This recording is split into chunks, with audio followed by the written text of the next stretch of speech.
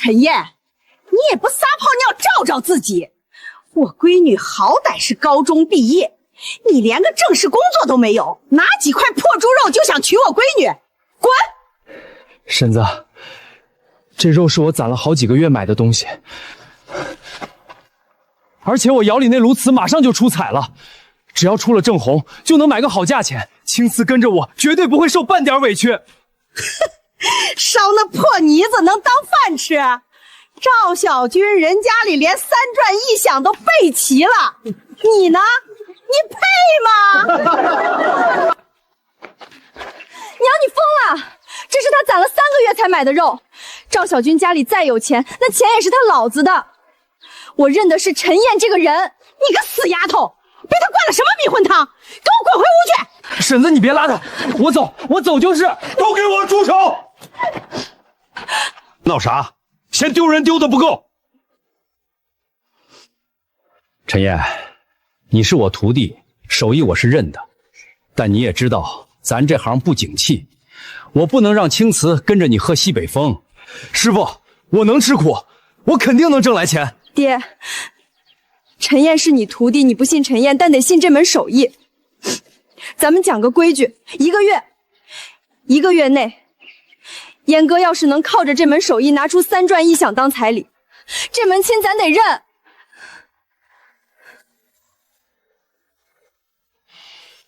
陈燕，给你1个月的时间，凑不齐3转1响，就别进我周家的门。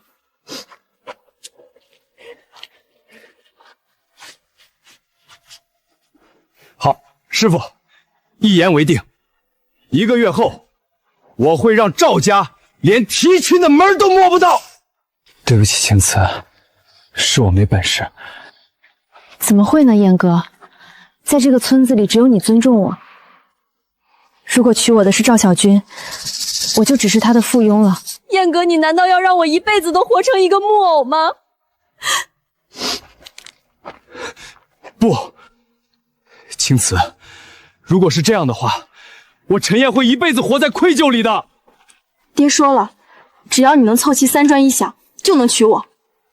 青瓷，我就是砸锅卖铁，也得把这口气争回来。我绝不能让你跟着我受委屈。这里是130块，这几年我没日没夜的给窑上干苦力攒下来的，这些都给你。我这段时间会更努力，争取把这3转1响给你挣过来。傻子，这钱离3转1响可差得远呢。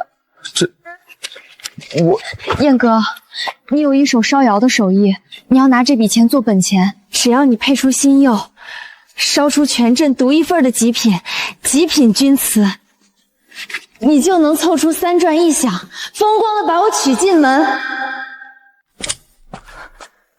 大半夜的，你个死丫头要去哪儿？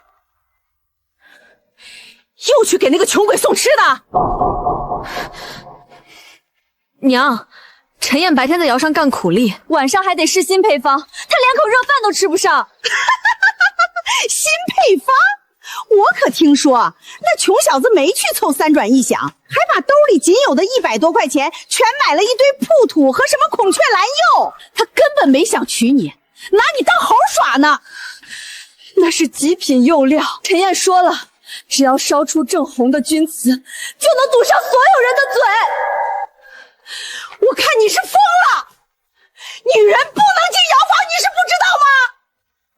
你爹烧了一辈子窑，怎么你是要跟你那个杀千刀的姑姑一样丢老周家的脸不成？规矩，姑姑当年烧的一手好窑，就是被这吃人的规矩给逼走的。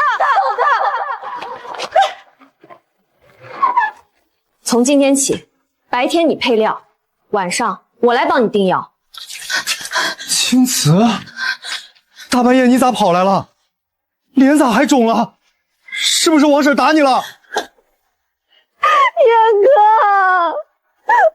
我娘不让我来找你，还说我进窑房丢老周家的脸，我难受。对不起，让你受委屈了。燕哥，咱们拿钱买材料的事儿已经被人知道了，你出这份钱是为了娶我，我不能让你一个人扛。从今天起，白天你配料，晚上我来帮你订药。绝对不行，绝对不行！祖宗定下的死规矩。你现在进药房已经很危险了，再去烧窑，万一被村里人发现，你的名声就彻底毁了。规矩是死的，人是活的，连我爹都说我天生是这块料。为了咱俩，我才不管什么规矩。好，咱俩一起。这炉瓷要是烧不成，我把命赔给你。又失败了，这已经是第5窑了。孔雀蓝根本烧不出正红色。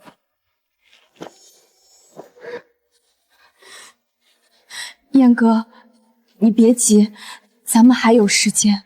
只剩20天了，青瓷，要是再配不出新釉，我拿什么娶你？燕哥，你去后山再担2桶水来，咱们重新和泥。不管咋样，咱都把这极品钧瓷烧出来。爹当年喝醉了说过，钧瓷要想出奇红，铜骨必须加点草木灰和碎铁磷。不管了，为了燕哥，这规矩我破了。这是什么颜色？红里透紫，像天上的星河。成功了！不对，我只加了铜矿，绝对烧不出这种发丝一样的金斑，配方被人动过。燕哥，那是我加的碎铁磷和草木灰。你加的？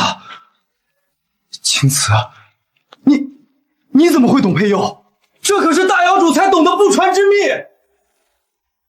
我爹防着我，可我从8岁起就躲在窗户根底下偷偷学。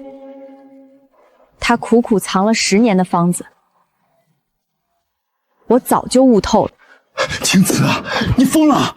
要是让刘老将他们知道你一个女娃偷偷配釉，这是破了祖宗祠堂的死规矩，会被8层皮赶出村的。我不怕，我怕，我宁可这辈子打光棍，也绝不让你拿命去赌。燕哥，你知道这是咋来的吗？这道疤是10岁那年留下的，差一点这只手就废了。师傅他，你吃了这么多苦。我爹说女人进窑房就是晦气，可我不服，凭啥女人只能围着锅台转？燕哥，我的手艺不想到死还要烂在肚子里。好，去他娘的死规矩！从今天起，白天我打掩护当你的手脚，晚上你来窑房做我的眼，咱俩把命拴在一起，非要把这震的天烧出个窟窿来。青瓷，快把泥坯往里搬！这雨太大了，镜子快撑不住了。燕哥，你撑着！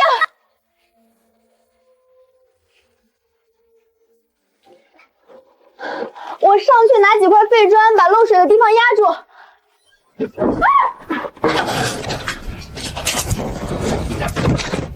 摔着没？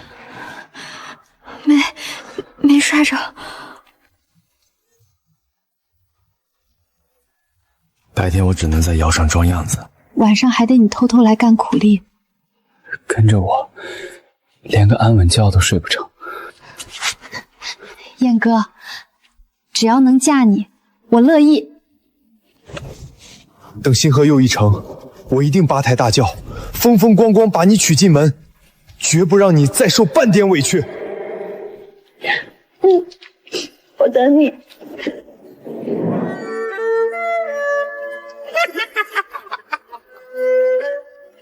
全村人的唾沫星子都快把咱家房顶掀了，说你半夜钻男人的屋，你让我以后咋出门？听说了没？周家那个村花青瓷，天天半夜往陈燕那破窑房里钻。哎呦，孤男寡女的，干柴烈火，周宝瑶还以为自己闺女多金贵呢，指不定肚子都搞大了。嘴上没把门的，再敢造青瓷的谣，我让你们在村里待不下去！陈燕，你个穷要饭的，连我赵小军看上的女人都敢动，我让你在这镇上混不下去！你不要脸，我还要脸呢！全村人的唾沫星子都快把咱家房顶掀了，说你半夜钻男人的屋，你让我以后咋出门？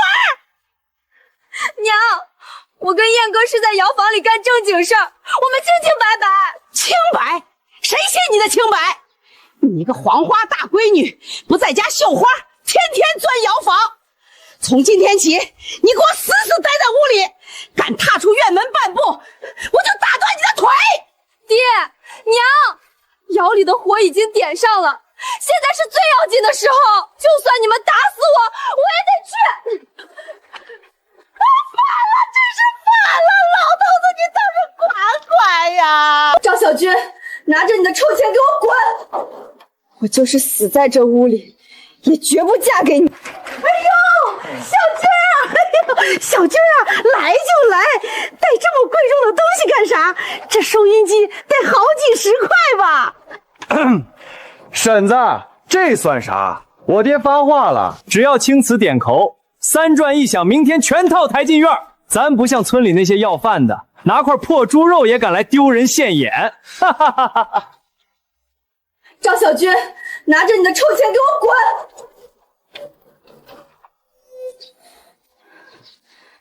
我就是死在这屋里，也绝不嫁给你！你个赔钱货，闭嘴！青瓷，你不用跟我较劲。听说陈燕那穷妹连买彩礼的钱都换了破泥巴，她在这镇上已经成了大笑话了。你跟着他，除了被全村人戳脊梁骨，还能落个啥？他就算是要饭，也是个有骨气的男人，比你这种只会靠老子的软菜强100倍。你可真是给脸不要脸！哼，我倒要看看他那破砖窑能烧出个什么金疙瘩！哼。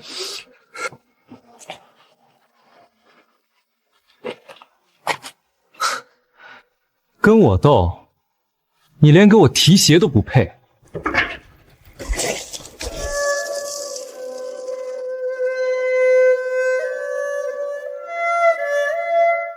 青瓷，我陈燕一定会娶你。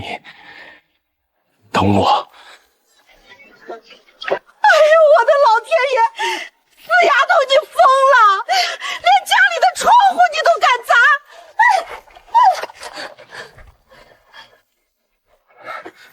青瓷，你的手。燕哥，走，咱们回窑房。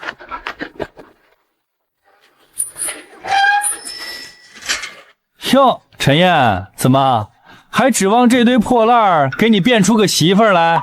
能不能变出媳妇儿，开窑之后自会见分晓。但现在这里不欢迎你。赵小军，你来这里干什么？我来看看镇上的大笑话呀。青瓷，明天3转1响，全套彩礼就抬进你家院子了。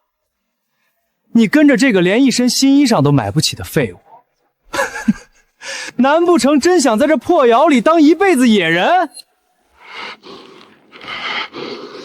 你找死！赵小军，你除了会拿你爹的钱显摆，你还会干什么？燕哥凭自己双手证明，比你干净10000倍。明天彩礼你随便抬，我就是死，也绝不进你赵家的门。好，敬酒不吃吃罚酒，我倒要看看，等着破窑烧出一堆废渣，你们俩还拿什么硬气？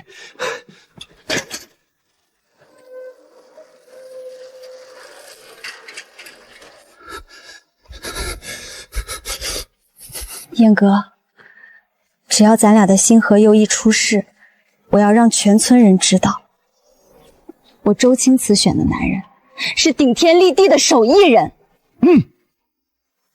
咱们让赵小军让全村人看看什么叫手艺！拼了！明天就封窑试火。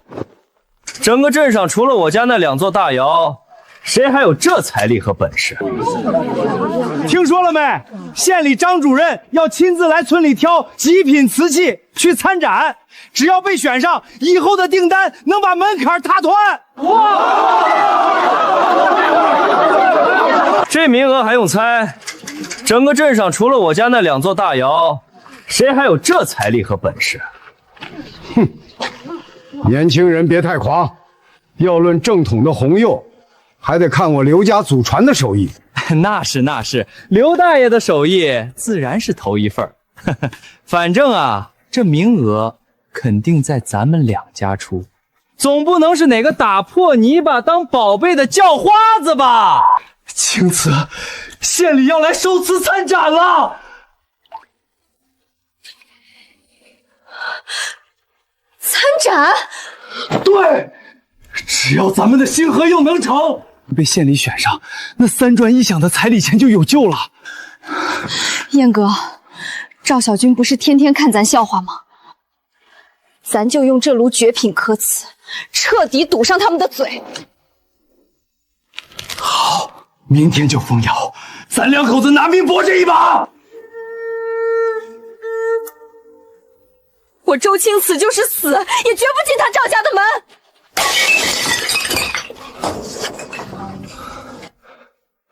第27窑了，小件明明能出星河釉，可一上这参展的大件，火候全乱了，全废了，没时间了。县里后天就来收瓷。青瓷，咱们买的极品料只够最后拉一件大坯了。要是这把再烧不成，我真得眼睁睁看着赵小军把你抢走。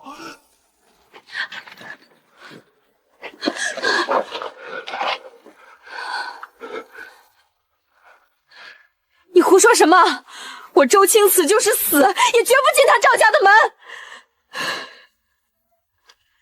可我拿什么去堵你娘的嘴？拿什么娶你啊？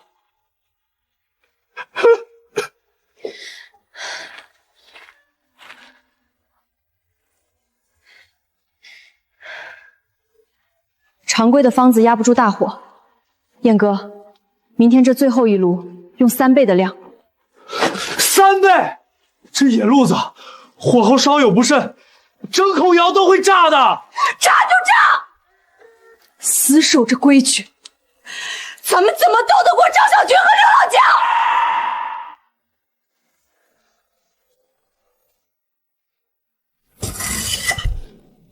？3倍的量进去了，青瓷，开工没有回头箭，剩下的就看老天爷赏不赏饭吃了。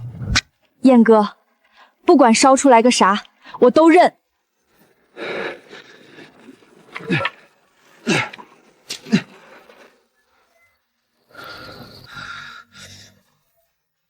青瓷，是生是死，就看这一锤了。砸！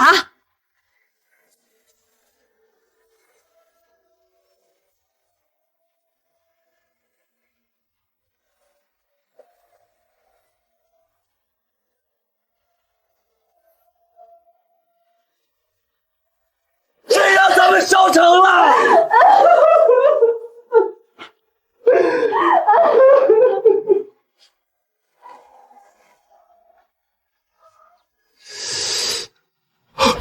乖乖，大清早的，周家闺女就跟陈燕在破窑里抱一块儿了。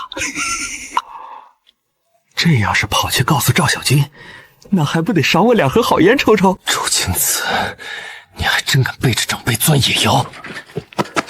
军儿哥，别显摆车了，你头顶都绿透了。周青瓷正跟陈燕在那破窑房里死抱一块儿呢，那小腰搂的。放屁！他能看上那个叫花子？我哪敢骗呀，军哥！你不信自己去看看。陈燕连我看上的女人都敢碰，找死！周青子，你还真敢背着长辈钻野窑！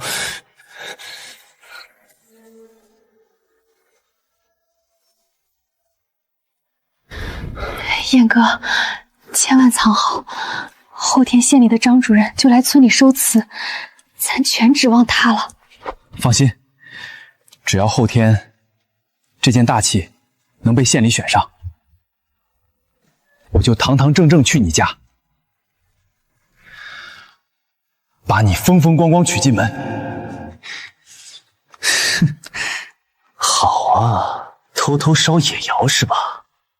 想借着收祠翻身，做梦！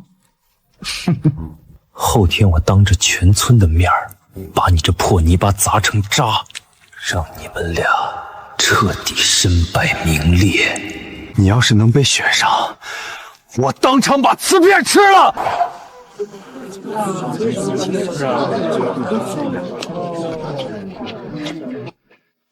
红是红，太死板，少了一口活气。张主任，您长长眼，全县最好的红釉全在这儿了。火候没到，釉面太薄，像刷了一层漆，不行。张主任，村东头陈燕那穷小子，放话说他烧出了绝世极品，您不去开开眼？就他那漏风的破野窑，能烧出个屁！走，咱们就请张主任去看看那要饭的能拿出什么破烂。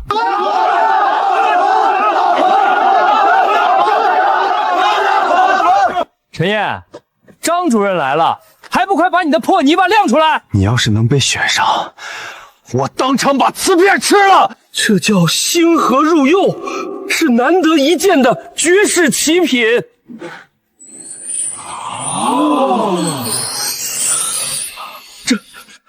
这红斑，这釉色，张主任，这不就是一个破罐子吗？有啥好看的？你懂个屁！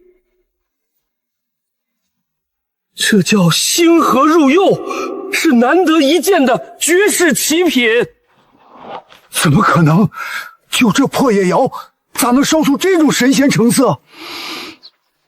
小伙子，这件瓷器我要了，600块，我当场带走。乖乖，600块，这够盖好几间大瓦房了。不可能，他怎么可能值这么多钱？连连，这件极品今天归我了。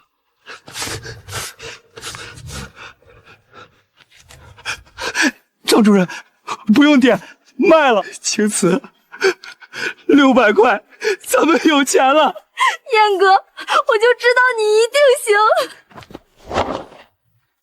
明天一早，我就去县里买3转1响，等东西凑齐，我就堂堂正正去你家提亲，把你娶进门。慢着，周大伯，这亲不能定。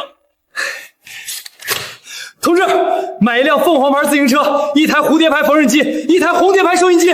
乖乖，直接买齐3转1响，小伙子发大财啦！今天全凑齐了，终于能堂堂正正娶青瓷了。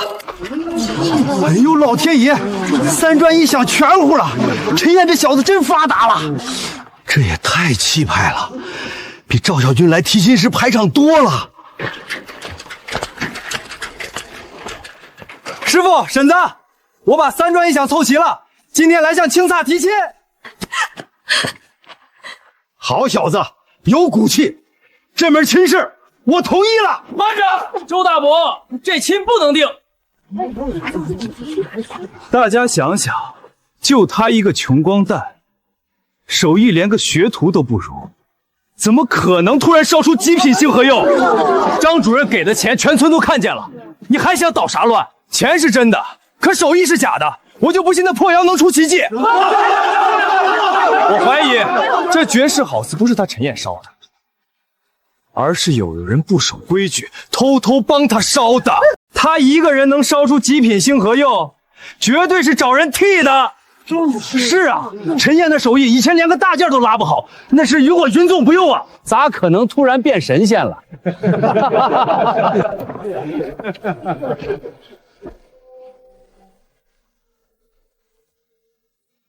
我徒弟的手艺，我当师傅的最清楚。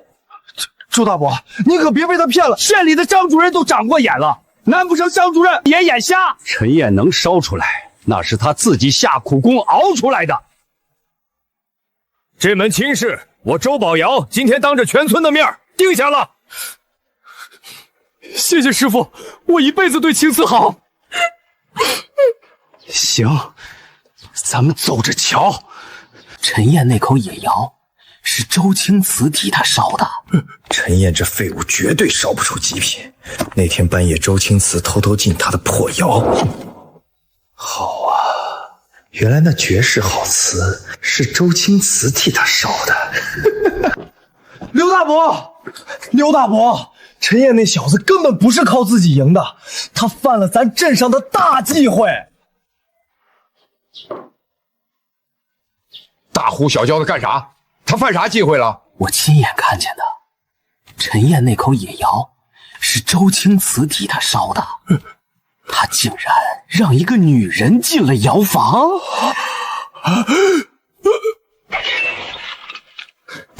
你说啥？女人进窑房？千真万确。周宝尧为了护短，死不认账。您可是咱镇上的老把头，这规矩不能坏呀！好一个周家，连祖宗千年的规矩都敢踩！去，把村里所有老匠人全给我叫上！今天我非得去周家窑问个明白！女人进窑，坏了镇上千年的规矩，这罪你担得起吗？老八头，您带着这么多人来干啥？干啥？我来问问你教的好徒弟陈燕，你是不是让女人进了窑房？没有的事儿，此事我一个人烧的。还敢嘴硬？我半夜亲眼看到周青瓷进了你的野窑，你敢对天发誓？陈燕，他说的到底是不是真的？老把头，是我逼他进去帮忙搬柴火的，他绝对没碰过泥巴，一切罪过我一个人担。窑是我进的，泥是我揉的，那绝世星河釉也是我配的方子。老把头，别听他狡辩，那极品星河釉根本就是周青瓷替他烧出来的。真不要脸啊！让女人烧窑，这可是要遭天谴的。都别吵了！窑是我进的，泥是我揉的，那绝世星河釉也是我配的方子。哎呦，我的老天爷呀！周家的脸全让你丢尽了！你个逆女，祖宗的规矩你都敢破，你这是要气死我呀！把他们烧出来的那些破瓷器，连带那口破野窑，全给我砸了！女人进窑就是亵渎窑神！放屁！谁敢砸？秀莲，你还活着？哥，30年了，我回来了。周秀莲，当年你坏了镇上的规矩，咋还有脸回来？我回来，就是想看看你们这破规矩还要害死多少人。算是我也是像青瓷一样，半夜偷偷躲在窑里揉泥配釉。我烧出了当时镇上最好的釉色，可你们却砸了我的窑，硬逼着把我嫁到外地，毁了我一辈子。那是祖宗留下的死规矩，女人进窑就是亵渎窑神。放屁！手艺好坏凭的是本事，跟男女有啥关系？姑姑，青瓷别怕，今天只要我在这儿，谁敢动你的窑，我就跟他拼老命。青瓷要是输了，我们周家这辈子再也不碰泥巴。哟，跑了30年的人，现在回来冲大辈儿了。哼，镇上的死规矩，能是你一句话就改的？秀莲，你别掺和了，这事儿犯了众怒，青瓷保不住了。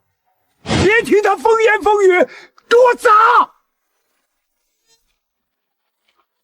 刘老将，你口口声声说规矩，那咱们就按老匠人的规矩办。啥规矩？窦瑶，既然你瞧不上女人的手艺，那咱们就当着全村的面公开比3场。青瓷要是输了，我们周家这辈子再也不碰泥巴。反了你们了！还真指望一个黄毛丫头赢？做梦去吧！自古哪有女人上转盘的？周家这次连底裤都得输掉。凭啥女人不行？青瓷那星河釉可是实打实烧出来的。就是，天天让咱们女人围着锅台转。青瓷这次要是赢了，也替咱们争口气。呸！反了你们了！还真指望一个黄毛丫头赢？做梦去吧！老把头，您这次出马，肯定杀了那丫头片子，片甲不留。哼，我活了大半辈子，还能让她一个黄毛丫头踩在头上？那是，您一出手，他就知道啥叫祖宗规矩。去，把库房里那块存了10年的老坑泥搬出来，我要让他输得心服口服。青瓷，刘老将可是几10年的老手，这3场硬仗不好打呀。不好打也得打，这不仅是咱俩的命，也是全镇女人的命。青瓷，这是婶子们给你凑的几个鸡蛋，你补补身子。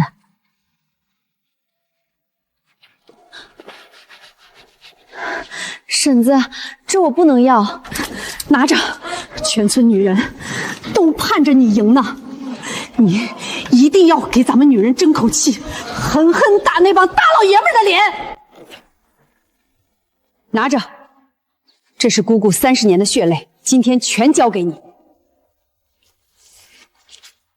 姑姑，这上面全是从不外传的绝密配方。刘老将仗着几10年的老本，肯定会拿最刁钻的死料考你。他想看咱们女人的笑话，咱们就用这本笔记狠狠打烂他的老脸。姑姑放心，我就是死也得把这些方子全刻进骨头里，光记没用。老坑的草木灰得在指肚上搓碎了闻味儿。你给我记住，泥巴会骗眼睛，但绝不会骗手。你要赢，今晚就算把手搓烂了也得给我熬过去。第1场蒙眼变料，错一个就是满盘皆输。静下心，摸。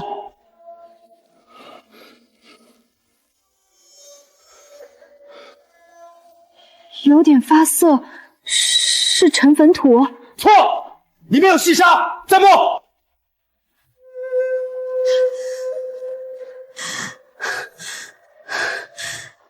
料太杂了，刘老将闭着眼都能认出来，我怎么赢？你给我清醒点儿！刘老正能认出来，是因为他熬了40年。你要赢，今晚就算把手搓烂了也得给我熬过去。3号紫金泥，3号高岭土，8号风化3年的老铜矿粉。10个碗，分毫不差。青瓷，你全记住了。燕哥，我摸出来了，泥巴真的会说话。好样的！明天咱们就拿这双手，当着全镇的面把那破规矩砸个粉碎。今天我要是摸错1分，不用你赶，我自己拿摇头砸了这双手。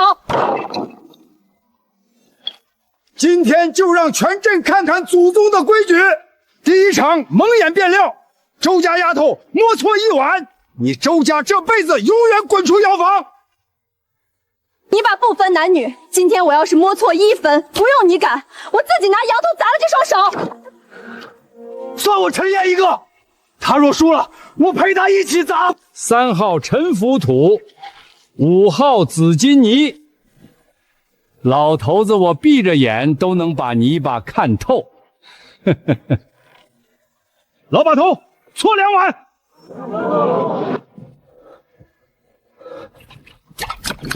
7号老草木灰，9号掺了铁矿粉。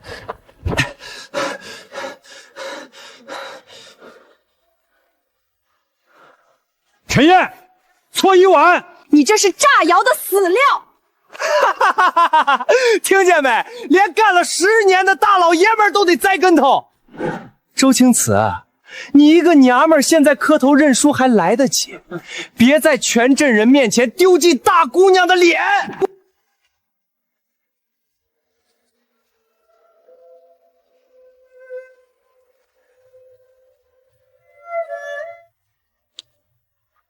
大家快看，他摸不出来了，他输定了。1到9号全是寻常老坑料，但这最刁钻的第10碗根本不是用来烧瓷的，里面掺了2分河沙和生铜粉，你这是炸窑的死料！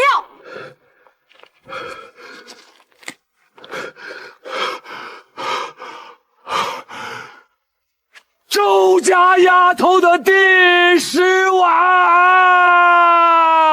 你这是想废了我的手，断了我们全镇女人的活路。第10碗生铜粉掺2分河沙，周家丫头10碗全对，分毫不差。不可能，这绝对是瞎蒙的！连干了30年的老师傅都摸不出这炸窑的死料，他一个娘们凭什么？丫头，你来给我蒙一个试试！拿炸窑的死料来考我，你这哪里是比试？你这是想废了我的手，断了我们全镇女人的活路！闭嘴！第1场算你命大，有种就上转盘。这第2场拉忒，老子要亲手把你那点可怜的自尊心碾成烂泥！黄毛丫头，给我看好了。这叫祖宗传下来的梅瓶，不偏不倚，周正四方，这就是规矩。你敢破规矩，就是大逆不道。器型完美无瑕，这是神仙才拉得出的绝活啊！规矩是人定的，不是死人留的。今天，就算大逆不道，我也要护着他，把这天捅破。大家快看周星驰那个破泥桶子，拉得跟纸片一样薄，风一刮就得塌。还想赢老把头，简直是来全镇人面前丢人现眼的。今天我就让你们这帮男人睁大眼看清楚，女人揉出来的胎到底能不能立得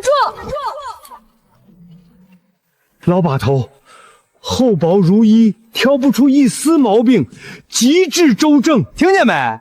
这就是全镇的泰山北斗。赶紧拿卡尺去量量那娘们的薄纸片，卡尺一碰，绝对烂个大窟窿，直接判他输。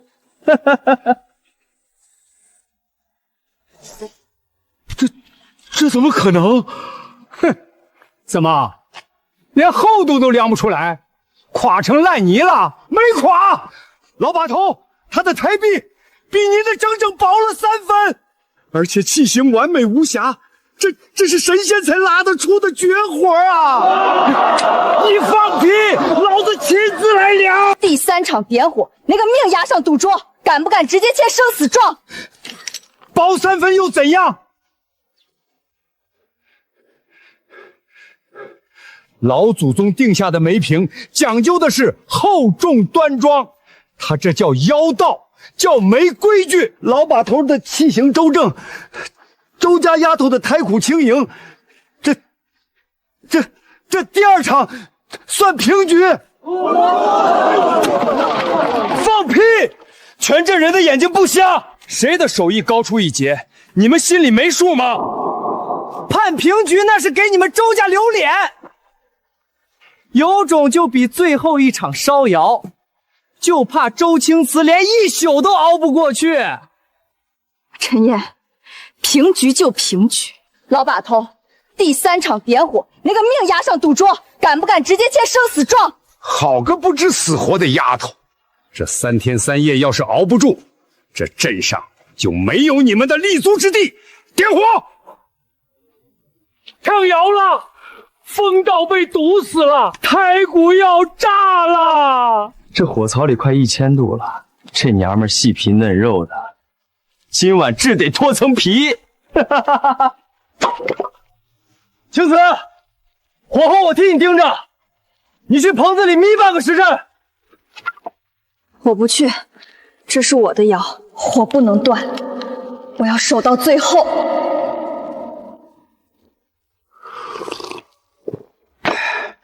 好，给我死死的熬！我活了60年，就不信熬不过他这一口真气。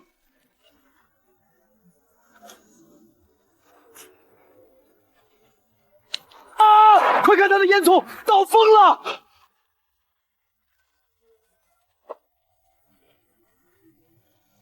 呛窑了，风道被堵死了，里面的温度在掉，胎骨要炸了！青瓷，退后，窑要炸了，危险！不行，姑姑的血汗全在里面。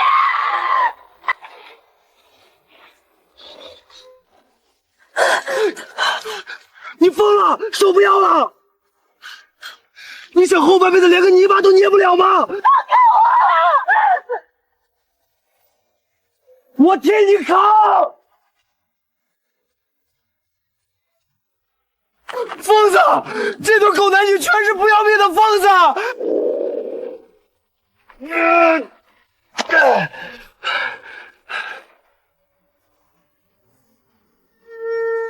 话到头了，时辰到，开窑定生死。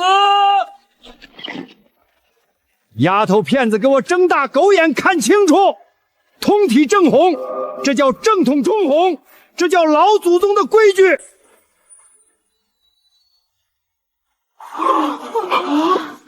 这他妈是什么妖法？全镇第一，老把头赢定了！赶紧让这娘们滚出窑房！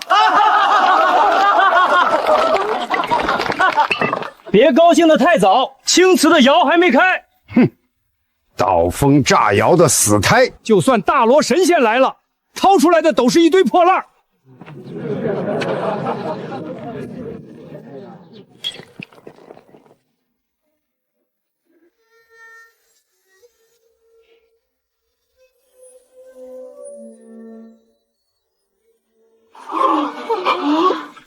这他妈是什么妖法？西洋金斑，这难道是早就失传的西洋金斑釉？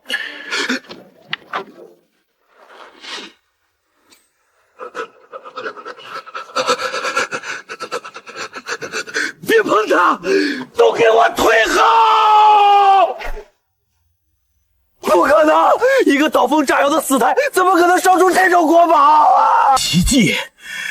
这是天降神迹，县里出天价全包了，我要直接送去全国大战，拿头等金奖。不可能，一个刀锋炸窑的死胎，怎么可能烧出这种国宝啊？滚！你懂个屁！这叫向死而生。全镇第一，今天必须是周家丫头的。老天爷长眼啊！老头子，我瞎了整整30年。丫头，这全镇的老规矩，今天在你这儿彻底砸烂了。以后全镇的窑房，你随便进。姓赵的，立刻给我滚出村子，一辈子别让我再看见你这丧门星！不是，算你们狠！我走！你愿不愿意嫁给我？我愿意，我嫁！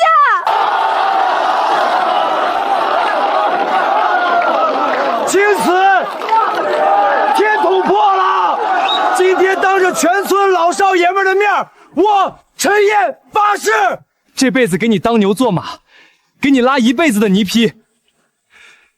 你愿不愿意嫁给我？我愿意，我嫁！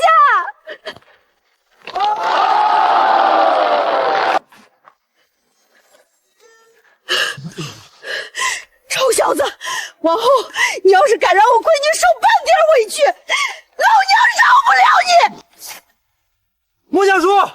这大衣柜必须打全村最高最阔气的。青瓷的嫁妆，我要让她风风光光抬进门。哈哈哈哈！好小子，放心，叔拿压箱底的手艺给你打。对联写大点儿，金帆摇火旺全村，我闺女手艺天下第一。这喜事儿必须办得比过年还热闹。陈燕，全村的红纸都让你包圆了，今天大伙儿全来给你帮忙。青瓷啊，你看看外头陈燕那股子疯劲儿，打个家具恨不得把全村的树都拔了。你这回是真挖到宝了。婶子，他陈燕敢拿命护着我的转盘，我就敢风风光光的嫁他。好硬气的丫头！等你们大婚那天，咱们全村的老少爷们儿，哪怕是爬，也得爬去喝这杯喜酒。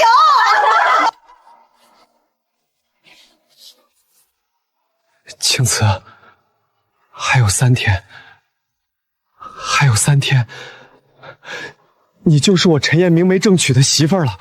天王老子来了也拦不住。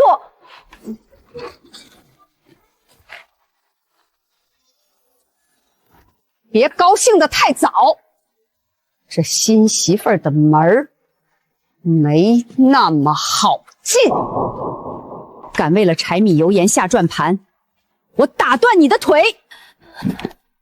看见没？30年前，姑姑就是为了嫁人，扔了这把刀，去洗衣服做饭，硬生生毁了自己一辈子。周青瓷，你给我听好，进了陈家的门，你不是去伺候公婆的，你是去当女把头的。敢为了柴米油盐下转盘，我打断你的腿！姑姑，你放心，我就是嫁了人，也绝不当逆来顺受的软柿子。这把刀，我带进陈家。姑姑，我陈燕今天把话撂这儿，往后青瓷在家里只碰泥巴不碰水。我要是让她受半点委屈，您拿这把刀活劈了我！儿啊，咱家祖坟冒青烟了，全村最厉害的闺女，让你这穷小子给娶回来了。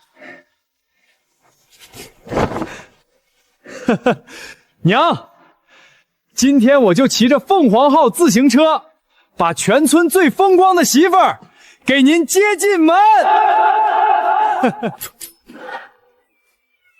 陈燕，吉时已到，全村老少爷们都在外头等着了，上车迎亲。他要是敢欺负我，我拿拉逼刀剁了他的手。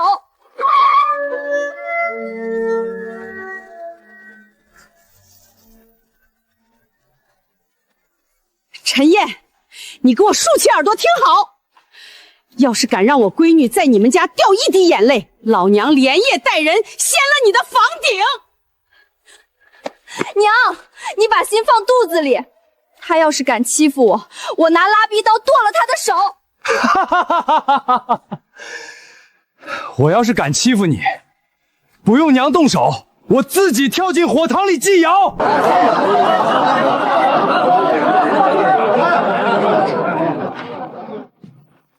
陈燕，给我滚过来跪下！我把周家手艺和我闺女都交给你了。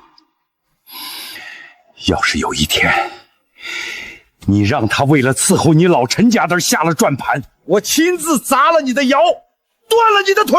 啊，师傅，今天全村老少爷们都在这儿作证，青瓷嫁给我，只碰泥巴绝不碰水。只要有我陈燕一口气在，她永远是全村最傲的女把头。好，硬骨头一拜天地。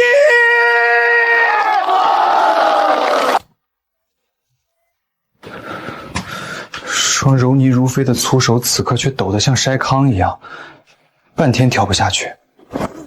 抖什么？现在才知道害怕。是不是后悔娶个比你还能烧窑的母老虎了？我陈燕就是死，这辈子也得死在你这只母老虎手里。青瓷，你给我听好，今天你进了我陈家的门，不是来当洗衣做饭的媳妇儿的。你生是天生的女摆头，死也是我陈燕捧在手心里的活祖宗。陈燕，你知不知道这镇上有多少老古董等着看我的笑话？他们就盼着我结了婚，从此被柴米油盐磨成个废人。放他娘的屁！这镇上的规矩算个什么东西？姑姑说，女人一旦结了婚，手就只能碰锅碗瓢盆，再也摸不到转盘了。我真的怕我这辈子再也烧不出金白釉了。这双手是用来烧绝世钧瓷的，谁敢让你洗碗，我明天就砸了厨房所有的锅。媳妇儿，你记住，从今往后，天大的事由我陈燕给你顶着。下道死命令，彻底掐断全村的销路。爹，陈燕那个穷泥腿子今天把周青瓷娶进门了，全镇人都在看咱们老赵家的笑话，我以后还怎么在道上混？没出息的东西，一个破手工老窑就把你吓破胆了。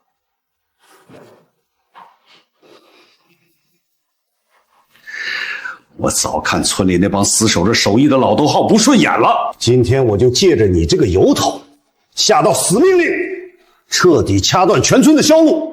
我要让他们连个泥巴渣子都卖不出去，以后这方圆百里只能卖咱们厂的机器货。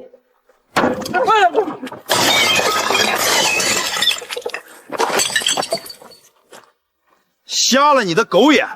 镇瓷器厂的赵厂长发了死绝话，从今天起，这村子被封死了，谁敢进去收哪怕一个破泥碗，就是砸赵厂长的饭碗，滚！不收了，不收了，我这就滚！欺人太甚！镇上的厂长就能一手遮天？你们这是要绝了全村几100口人的活路啊！媳妇儿，昨晚刚办了事儿，今天天不亮你就下转盘，连娘都埋怨我不知道心疼你。窑就是我的命，昨晚接了几个大单子，我得赶紧把泥坯赶出来。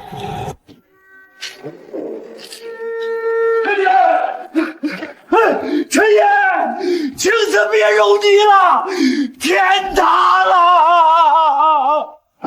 赵小军他爹放了绝话，派人在村口设了卡，全村的钧瓷，哪怕是一块泥巴也别想卖出去了。全村人的饭碗全被你们两口子砸了！大伙都看清楚了，赵厂长派人堵了咱们的村口，就是想逼死咱们的绝活，让全镇人都只能买他们厂里这种机器造的破烂儿。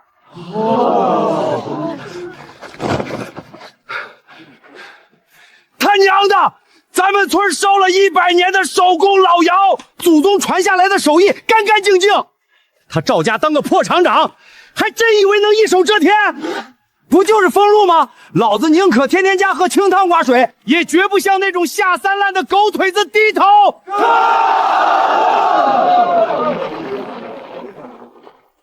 各位叔伯，这事儿因我周青瓷和陈燕赢了比赛而起，连累了全村几百口人的饭碗，我给大家磕头请罪了。你给我站直了！你赢了第一把交易，那是给咱们全村老少爷们长了脸，凭啥下跪？丫头，咱们全村人今天就算砸锅卖铁，也跟你们两口子站在一起，跟那个姓赵的死磕到底。各位的恩情，我陈燕刻在骨头里，大伙儿放心，手艺长在咱们自己身上，活人绝对不能被尿憋死。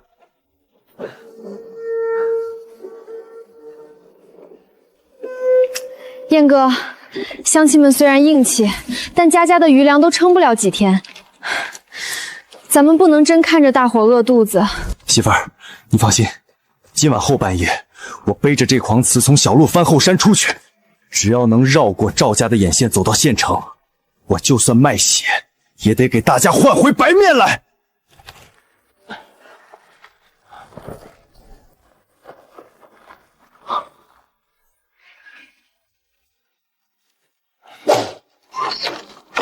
谁在外面？站住！谁敢动青瓷烧的钧瓷，我今天跟他拼命！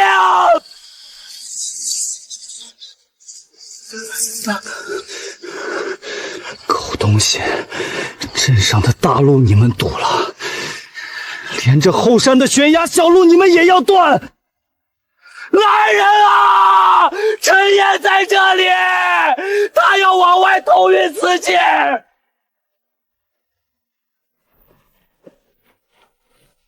赵厂长早就料到你们这帮老顽固会走后山，把他背上的手工破烂全给我砸成粉末！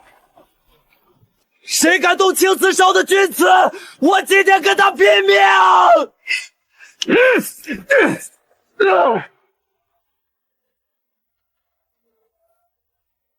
叶哥，你别吓我！大夫，快叫大夫！媳妇儿，瓷全碎了，一点渣子都没剩。我没用，我换不回粮食了。完了，这后山连猴子都爬不过去的死路，都被赵家堵死了。这是要把咱们全村几百口人活活困死在这大山里呀！没粮了，连后山的草根和树皮都啃光了。村长，再这么耗下去，全村老小都得饿死。大伙儿再忍忍。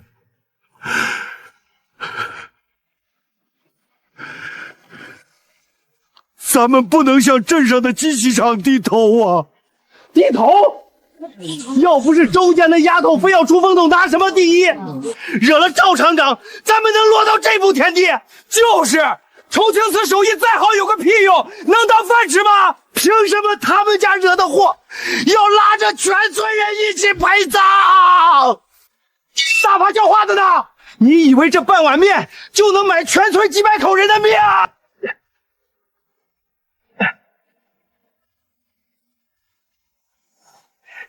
燕哥，你背上的伤还没结痂，别干了，快把这口热汤喝了。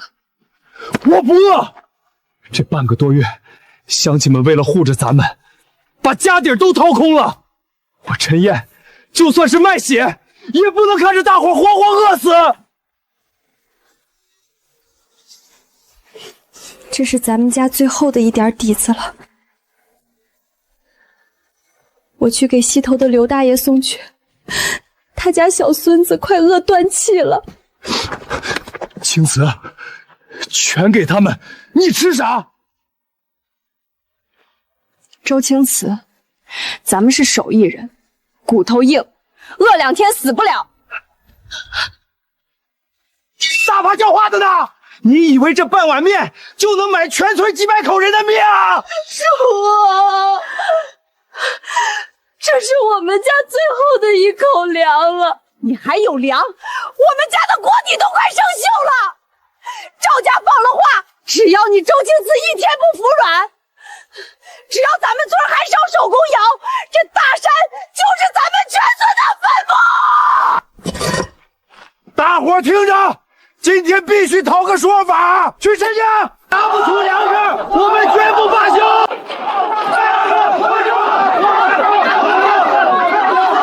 出来！周青瓷，你给我出来！村里已经断粮7天了，你得给我们一个说法。作孽啊！大伙儿冷静点！大哥，冷静点儿，那可是咱们村手艺最好的丫头啊！要不是她惹了镇上的赵厂长，咱村能被活活困死。她得想办法解决，不能让大家饿死。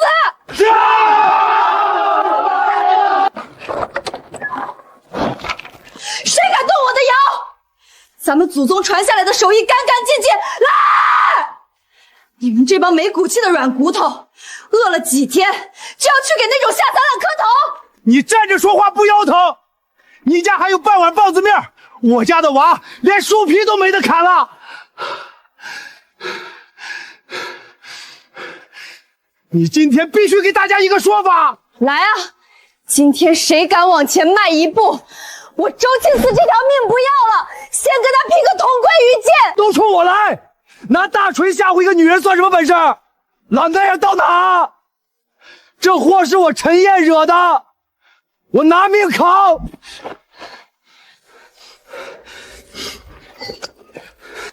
我知道大伙儿对我周青慈有怨，3天，大伙儿再给我最后3天时间，我这就让陈燕去县城找张主任。3天之内，我要是带不回县城收瓷的大卡车，不用你们动手，我周青慈这辈子再不踏进陈家窑一步，再也不碰一下泥巴。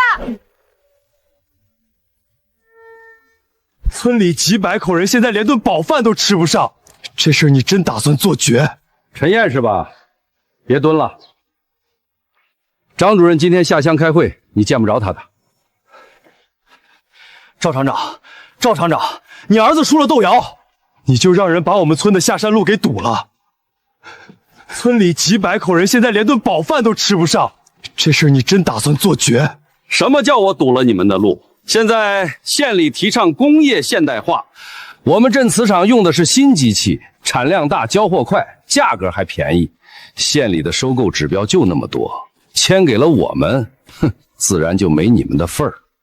这叫优胜劣汰，懂吗？你们那是流水线印出来的死物，青瓷烧来的是活手艺，这能一样吗？手艺再好，也得顺应大局。你们村那些土窑，早就该淘汰了。回去告诉村长，想活命，就趁早把窑砸了。男的来我们厂下苦力，女的踩缝纫机。你干什么？不要命了？老李，这人在这儿影响办公环境，让他走远点。听见没？走吧，小伙子，胳膊拧不过大腿的。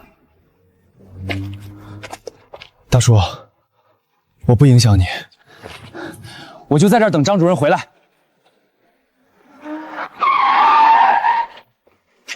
你干什么？不要命了？张主任，我是周家窑的陈燕，我今天来不为别的，镇瓷厂的赵厂长以权谋私，断了我们村的生路，村里人已经3天没接锅了，我求您给句准话。我们老祖宗传下来的手工钧瓷，县里到底还收不收？你说镇瓷厂堵了你们的下山路，还砸了你们的货，有证据吗？这可是严重破坏生产的事情，不能瞎说。张主任，我背下山的100多件钧瓷，在后山全被赵厂长派的人拿钢管敲碎了。这不光是为了卖他们厂的机器货，也是赵家为了报复他儿子输了豆窑的私仇。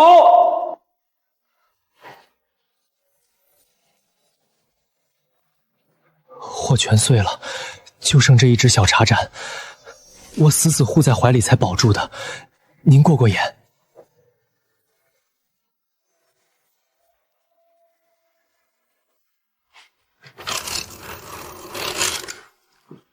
门卫是吗？镇瓷厂的老赵车开出去没？没走远就把他叫回来，马上来我办公室。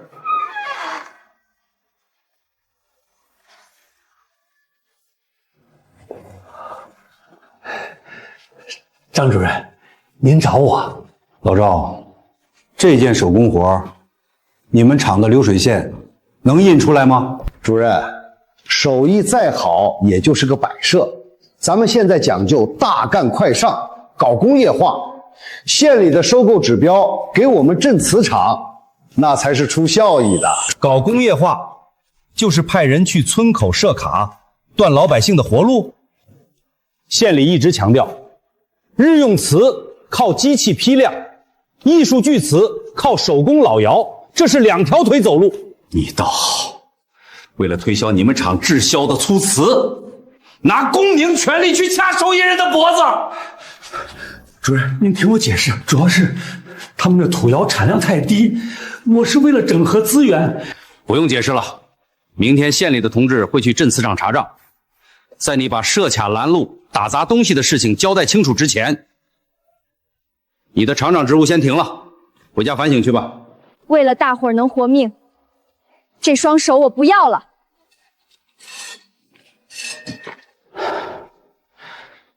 青瓷，3天到头了，陈岩没回来。丫头，认命吧，大伙儿真扛不住了。赵家放了话，只要你们周家不再烧窑，就把下山的路让开，给大家发点救济的棒子面。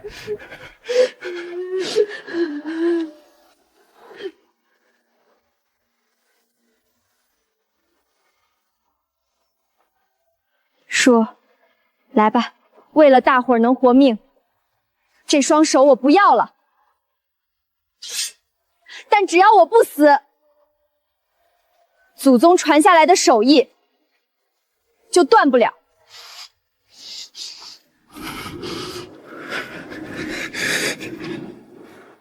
报一下！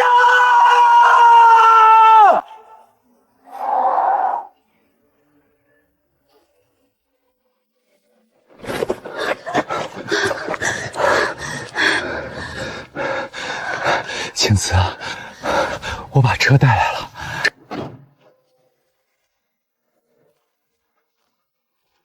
老乡们，你们这是干什么？县里提倡发展传统手艺，你们倒好，饿着肚子要砸自家手艺人的饭碗。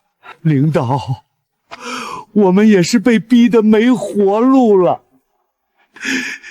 镇上的赵厂长把路堵了，大伙儿半个月没吃上一顿饱饭了。事情县里已经查清楚了，赵厂长停职反省，设卡的人也撤了。这2车，一车是县收购站来拉你们手工瓷的空筐，另一车是县里知道你们断粮，提前预支给你们的5000斤白面。以后只要是周家药带头烧出来的合格手工菌瓷，县收购站按统购价全收。老乡们，有手艺就饿不死。你小子要当爹了。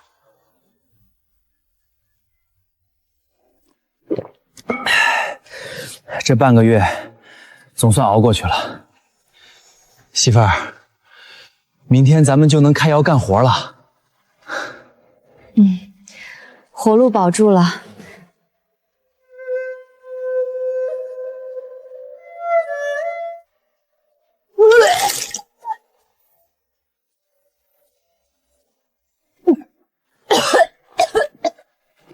咋了这是？是不是这几天净喝红薯汤把胃给饿坏了？我去找村里的赤脚大夫抓点药。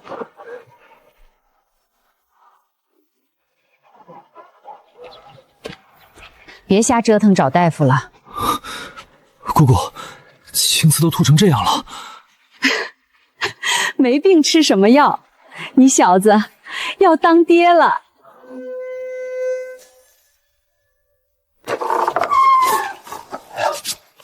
陈岩，起挺早啊。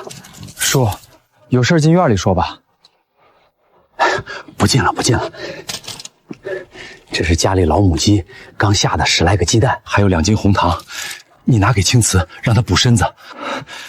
叔，大伙儿家里都没余粮，这东西太贵重，我不能收。收下吧。昨天叔差点拿锤子犯了浑，回去一晚上没合眼，臊得慌啊！这东西你们要是不收，我以后在村里抬不起头做人。行，叔，东西我替青瓷收了，以前的事儿翻篇了。大清早的，水水冰凉，你碰它干啥？昨天刚查出有了身子，大夫说让你头3月别累着。没事儿，我就是想摸摸这泥。张主任拉来5000斤白面，现收购站的空筐还等着装货呢，咱不能白拿公家的粮食不干活。活有我呢，从今天起，揉泥、拉坯、搬货这种力气活我全包了。你就坐在这儿，用嘴指挥就行。我是烧窑的，又不是泥菩萨，哪有那么金贵？这事儿没商量，你要是再偷偷沾凉水，我就把窑房门锁了。听说了没？周家那丫头怀上了。早听说了，不过我早上路过窑房，听见里面转盘还在响呢。这女人啊，都要当娘了，心还那么野，天天往那阴冷潮湿的窑房里钻，像什么话？就是，女人一旦怀了娃，就该老老实实在家安胎，伺候男人，缝缝补补。她当自己是铁打的，那窑房里水气重，火气旺的，冲撞的胎神可不是闹着玩的。陈燕也是个没脾气的，由着她性子胡来。哼，等王翠花知道了，非得把她从窑房里揪出来不可。你干啥呢？娘，你怎么来了？你当大夫的话是耳旁风是不是？这水水多凉！你现在是双身子的人，万一着了凉闪了腰，我那大胖外孙出了岔子，你拿什么赔？娘，我心里有数，没用大力气。县里要的货急，货再急能有孩子急？洗手，跟我回家躺着去。从今天起，这窑房你一步都不准迈进来。放下。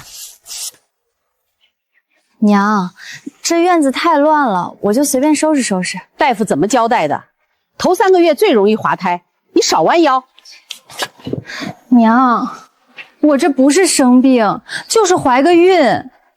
以前村里一些婶子挺着大肚子还下地割麦子呢，我总不能天天在炕上躺着吧？那是人家没条件，没办法才受那个罪。青瓷啊，听娘的，别去想窑房的事儿了。生个大胖小子，把陈家的根儿留住，比你烧出什么绝世名词都强。燕哥，县里收购站催得紧，那几百个煤瓶的单子你一个人熬不住的。明天我去给你打下手，我不拉大坯，就帮你修修底角。没事儿，就是有点抽筋儿，缓缓就好了。媳妇儿，娘说的对，窑房里阴冷潮湿的，不适合你现在去。活再多，我能扛。你现在的任务就是安安稳稳的把咱们的孩子生下来，家里有我，天塌不下来。燕哥，我知道你们都是为我好，可我一想到转盘空在那儿，心里就发慌。我怕时间长了，这双手就废了。听说青瓷有喜了，我过来看看。刘大伯，丫头，你是个有本事的，上次比赛叔是真服你的手艺。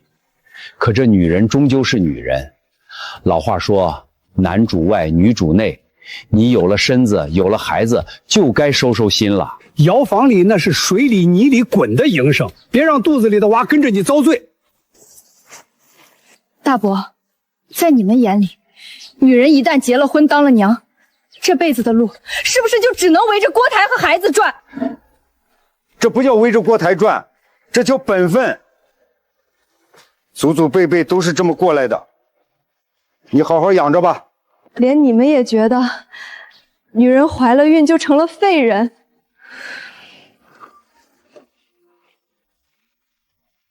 大丫，泥太软了，转盘速度跟不上，瓶口收不住的。我来给你起个头。师傅，你咋跑出来了？翠花大娘不是说大夫让你在家躺着吗？我没那么娇气，这批货张主任要的急，陈燕一个人拉大批，你们几个修底，进度赶不上的。我坐旁边帮你们修修边。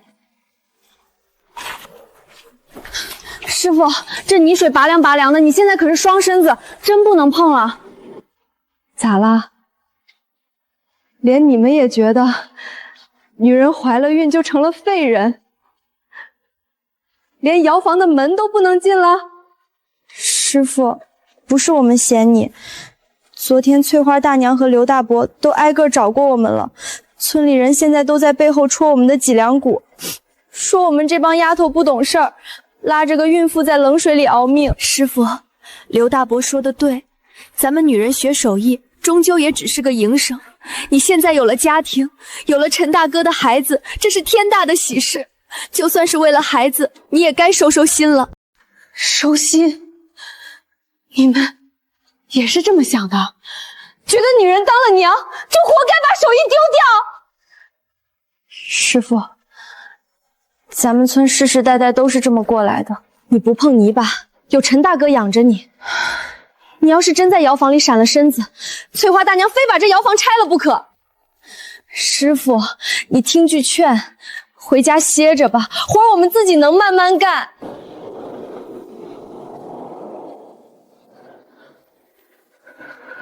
又跑哪儿吹风去了？赶紧回屋躺着，我给你握了2个鸡蛋，趁热吃了。哎，知道了。塌了，大丫头，手腕子没力气，你收不住这底盘的。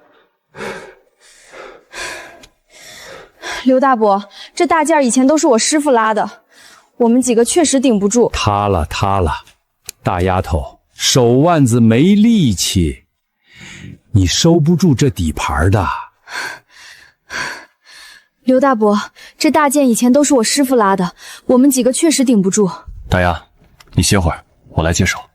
陈燕啊，不是大伯说丧气话，这窑里的手艺终究还是个体力活，女人家结了婚生了娃，心就得收回炕头上去。靠这几个小丫头片子撑着，周家窑迟早得散。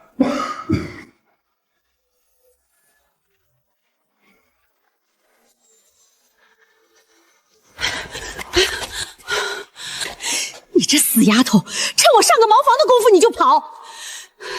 大夫说的话你全当耳旁风了是不是？跟我回去！让开，我来。师傅，这泥凉。青瓷，你娘也是为你好，你现在是双身子，万一在窑房里闪了腰，这罪过谁担得起？认命吧，丫头，当娘的就该干当娘的事儿。刘大伯，什么叫当娘的事儿？是不是女人结了婚有了娃，这辈子就只配围着锅台转，只配洗尿布，伺候一家老小？祖祖辈辈的女人都是这么过来的，哪有挺着个大肚子还天天在泥水里滚的道理？娘，我是女人，我也是个娘，但这不是我改掉自己手艺的理由。这手艺是我从小挨了多少打，吃了多少苦才练出来的，它长在我的骨头缝里，凭什么女人成了娘就不能有自己的事业？这祖宗传下来的泥巴，他认的是这双手，他从来没问过我是男是女，他从来没问过我是男是女。青瓷说的对，这泥巴不认男女。你想上烧窑就接着烧，你想教徒弟就接着教。大夫说不能碰凉水，以后和泥搬砖的力气活我包了，家里做饭洗衣服的活我也包了，只要有我在，天就塌不下来。陈燕，你这是跟着他胡闹，哪有大老爷们儿天天围着锅台转，让大肚婆在外面抛头露面的？这要传出去，村里人的唾沫星子能把你们淹死。村里人谁爱说就让他们说去。嫂子，老刘哥，你们口口声声说是为了青瓷好，是为了守本分。30年前，你们也是这么劝我的。30年前，我揉的泥比谁都细，我配的釉连老太爷都夸。可结了婚，为了当个所谓的好娘们儿，我放下了拉坯刀，拿起了扫帚和尿布，这一放就是整整30年。嫂子，我后悔了一辈子啊！我现在闭上眼睛，梦里全都是转盘的声音。你们今天硬拦着青瓷，是想看他30年后变成第二个我吗？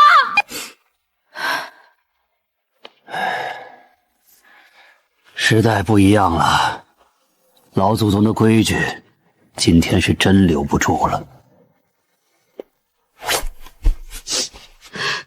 师傅，以后谁再在背后乱嚼葛根，我就拿泥巴糊他的嘴！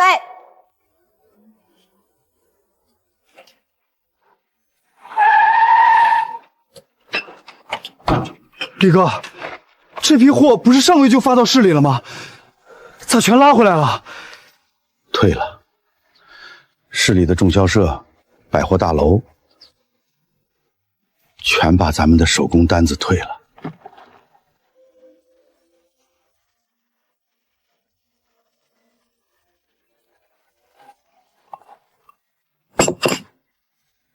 你就是周青瓷吧？看看这碗，我们厂刚从德国引进了新的造瓷机器，这种碗，机器一天能吐出一模一样。最关键的是价格，你们手工捏一个碗卖1块钱，我们流水线出来的碗卖1毛钱。可这碗上全是死板的印花，这是死物，青瓷烧出来的是活的。哼，小伙子，老百姓吃饭需要的是便宜家伙，不是什么艺术灵魂。这叫工业化，时代要淘汰你们这帮玩泥巴的，连招呼都不会打。我们厂现在扩建缺人，只要进厂，不管男女，每个月30块钱死工资，发粮票。想去的现在就跟我上车。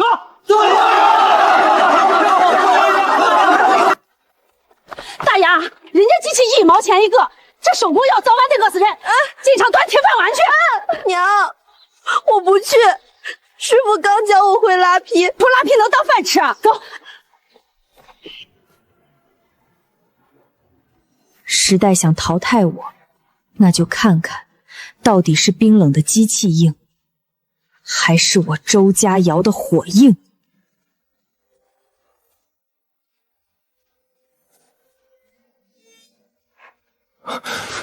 媳妇儿，没事儿，大不了咱们也降价，哪怕不挣钱，咱也得把手艺传下去。燕哥，我不降价。孙厂长说的对，机器能做出新手工成件，机器能做出1万个一模一样的碗。这是机器的本事，但这也是他的死穴。死穴？机器印出来的全是死物，但咱们钧瓷的灵魂是入窑一色，出窑万彩。我要烧一窑连我自己，连老天爷都预料不到的极品窑变。我要用机器永远也印不出来的绝世孤品，去砸碎它流水线。好，媳妇儿，我这就去劈柴和泥，咱们干票大的。青瓷、陈燕，别和泥了。张主任，咋了？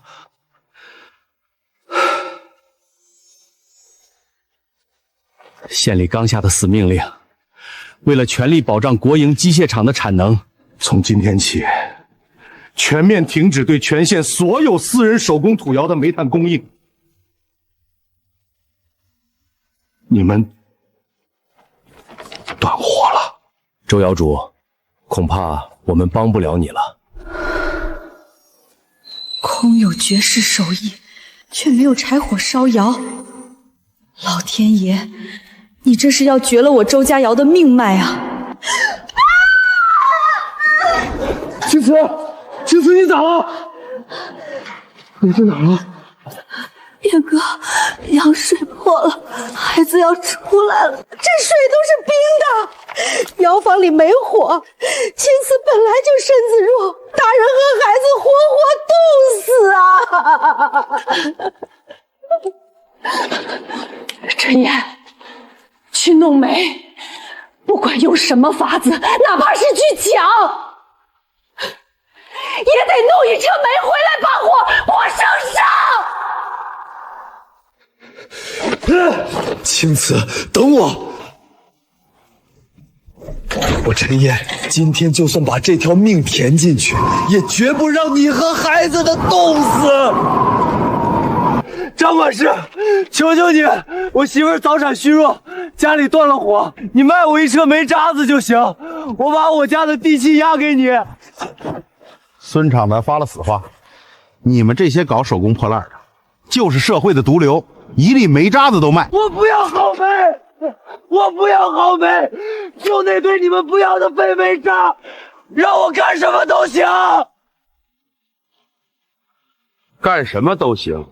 好啊，哼，不用你买，这桶废料给你了，这车煤渣，老子赏给你。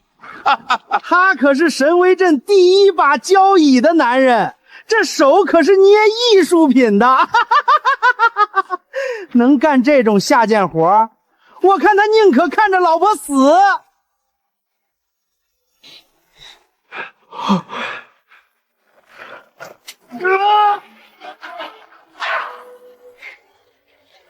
燕哥，我撑不住了！青瓷，用力啊！青瓷，不能睡，睡了就醒不过来了。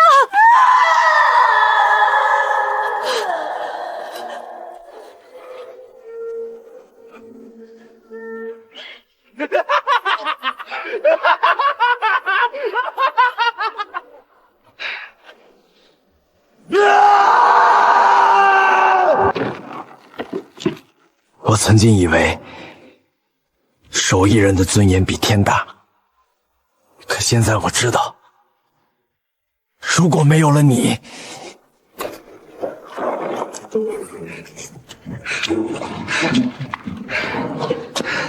这卖窑的钧瓷就是一堆破烂。煤来了，火，快生火！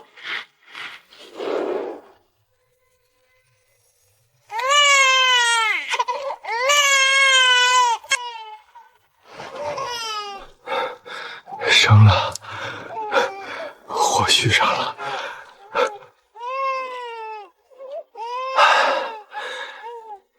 命也保住了。陈燕，大夫，快去找大夫！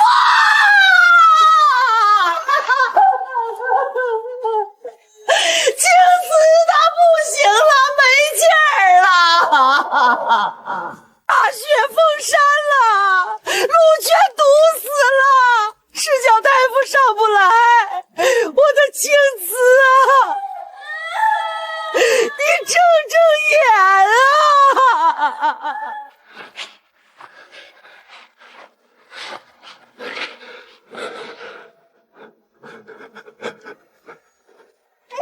青瓷，青瓷，你醒醒，你听听孩子的哭声。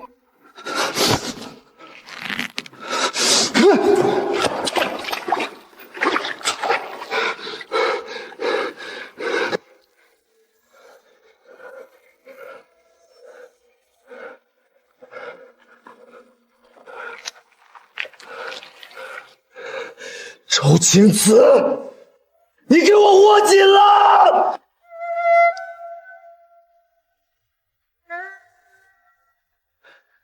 你不是说要烧出一窑机器永远印不出来的绝世孤品吗？你不是说这手艺长在你骨头缝里吗？你的泥巴还在这儿，窑火还没灭，你敢死？你敢丢下我们爷俩，丢下这百年老窑？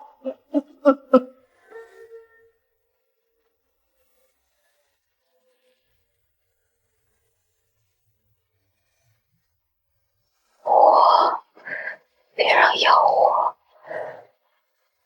灭了。灭。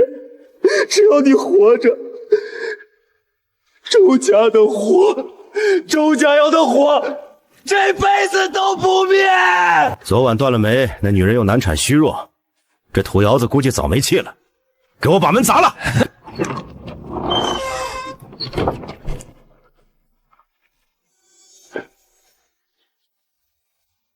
今天谁敢往前迈一步？你横什么？全县的煤都断了，市里的单子也退了，你媳妇半死不活，你守着个破窑能孵出金蛋来？哈哈哈哈！给我上，把这破窑砸平了建仓库，让他知道什么叫时代的大势。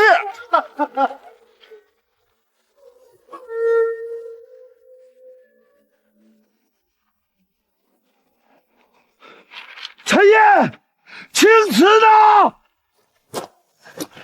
张主任，您怎么亲自来了？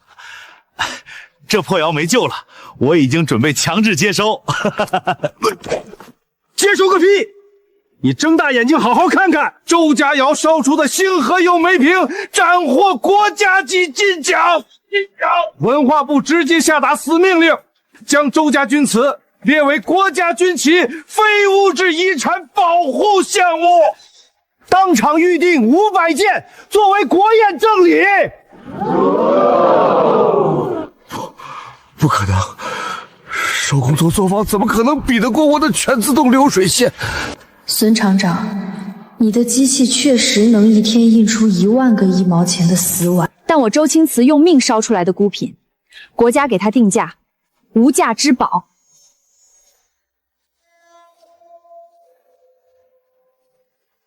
张主任，这500件的单子我们接了，但我有一个条件。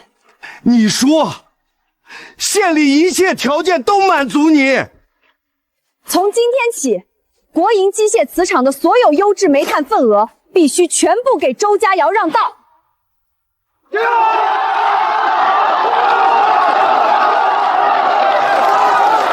这是毫无灵魂的工业垃圾！石壁先生，这可是德国最先进的流水线印出来的，没有任何瑕疵啊！史密斯先生说了，他这次带了100万美金的超级订单，要买的是获得金奖的星河釉纯手工孤品，不是这种死物。如果不交出星河釉，立刻取消订单，赔偿违约金。孙厂长，我们非常抱歉地通知你，你的订单被取消了，并且你需要支付违约金。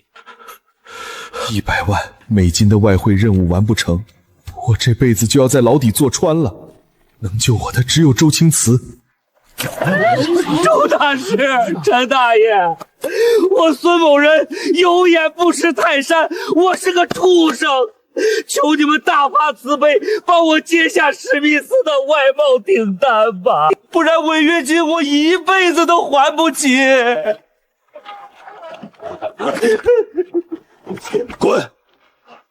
当初断我们煤炭，要砸我们窑房建仓库的时候，你想过有今天吗？孙厂长，这单子我接。谢谢周大师，谢谢周大师救命之恩。但不是帮你，是收购你。从今天起，国营磁场的流水线全面归周家窑接管。机器用来做粗加工的泥胎，我们周家窑的女匠人负责最后的修坯和手工上釉。我要用你们机器的效率去成全手工的灵魂。好，青瓷这个主意绝了！县里9项约全票通过，全力支持周家窑兼并国营厂。孙厂长，时代确实会淘汰落后的人，但被淘汰的不是手工老窑，而是你这没敬畏之心的井底之蛙。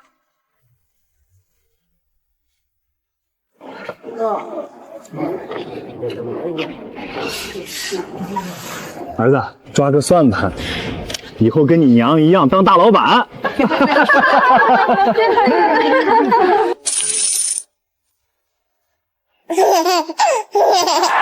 好了，这手艺算是真正有根了。青瓷，你做到了姑姑30年都没做到的事。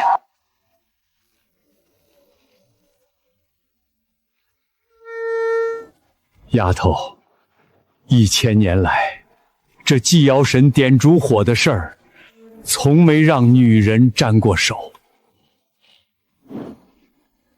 祖宗的规矩，今天算是真破了。从今往后，神武镇的窑火，你从青瓷说了算。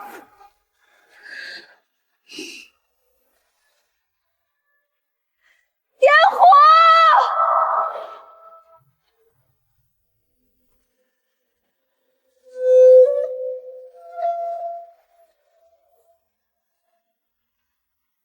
燕哥，咱们的星河